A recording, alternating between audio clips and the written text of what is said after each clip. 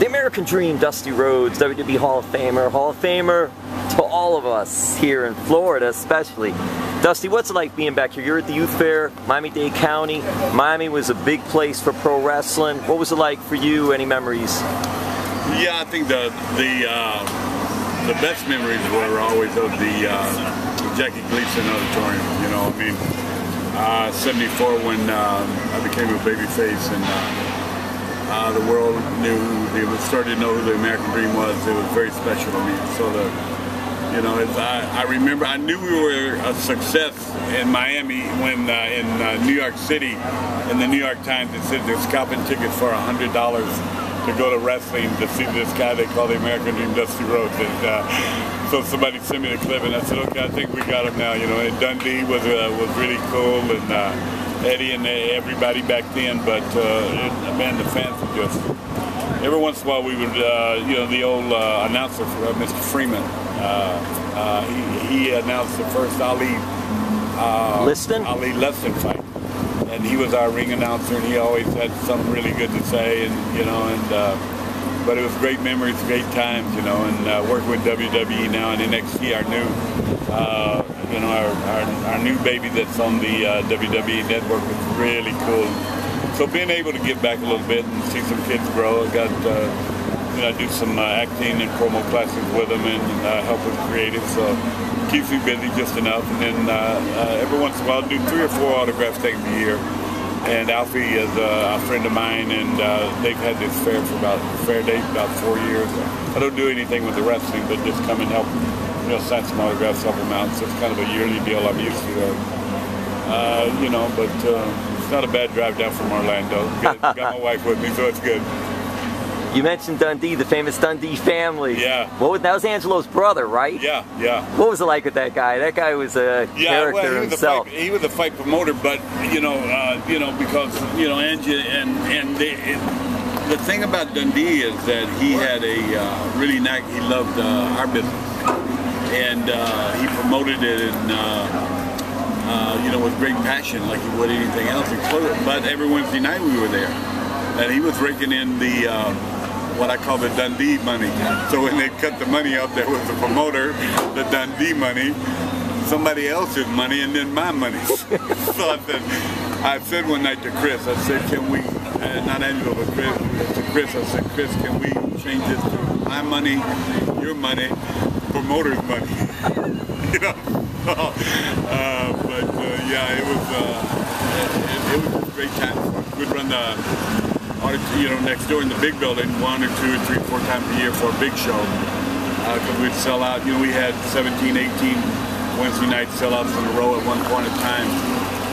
And, I mean, complete sellout. So it was really cool. And, you know, it's, yeah, you see, at least they're not saying to me, didn't you used to be Dusty Rhodes? As a few people still remember, yeah.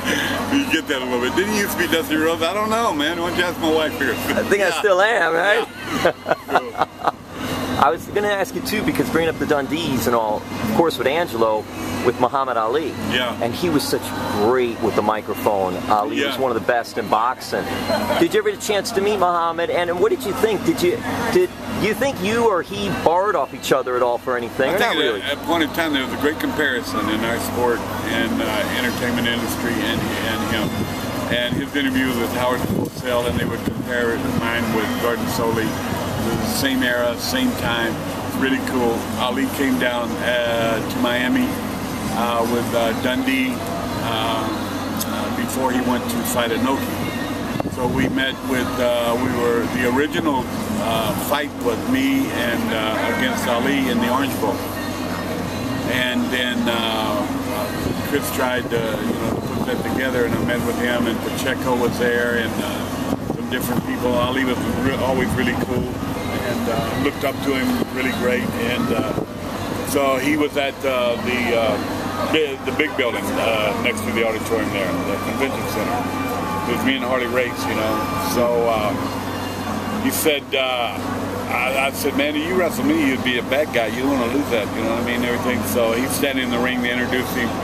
I come out, Race is there, it's sold out, and I got in the ring, and when I got in the ring, He looked across at me, pointed his finger, and he got out. They booed him out of the building. So I said, it would be that easy, you know what I mean? But he ended up, that's a great story that really happened, and ended up with Anoki in Japan, and a lot of bucks, a lot of money comparably. They were sure what they were could do. We were not sure what we could do at the Orange Bowl, and what it would, you know, how it would interact with us, and what I wanted to do and what he wanted to do might have been two different things, you know. So of that, they went over, and Anoki laid on his back, kicked him for 15 rounds. The most boring thing. I could have got it done in 5 rounds. He could have knocked me out. Give me my money. I don't give a shit. So, it would have been a better ride. It would have been a lot more entertaining. It would have been a lot better, right? Yeah, they had had a riot trying to get him out of the ring. Yeah. Oh. Now you talk about WWE Performance Center that they have in Orlando. You mentioned that. Fabulous. Jeez. Yeah.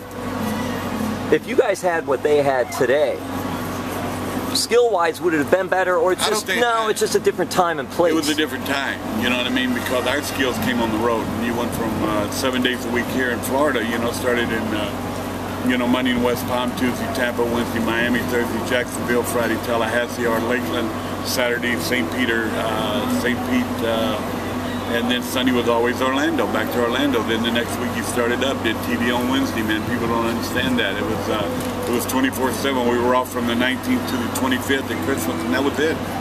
Worked Thanksgiving night, that was it. So, but the facility that WWE has built in Orlando is just, NFL does not rival what we have in this building. They had the second in command with the Players Association come and look at it, from our training rooms to, and I really brag on it because I'm proud of it, and being there and just everything that you could imagine you wanted. You want to be a writer, you come there, be a writer. You want to go in we hire a kid to do color or play-by-play, there's rooms to do that in. I mean, it's amazing facility. So, and now with our network, which we're really proud of, it just steps the game up, and 80 to 100 kids we got. You know, and now with the network, there's room for a lot of them don't make it, you know, but it's like back then we were trying to get to the next town to get paid, and here they're getting paid to learn their trade and see if they can be something that we want, you know what I mean? So it's kind of like going to college for them. It's really a great setup, really is.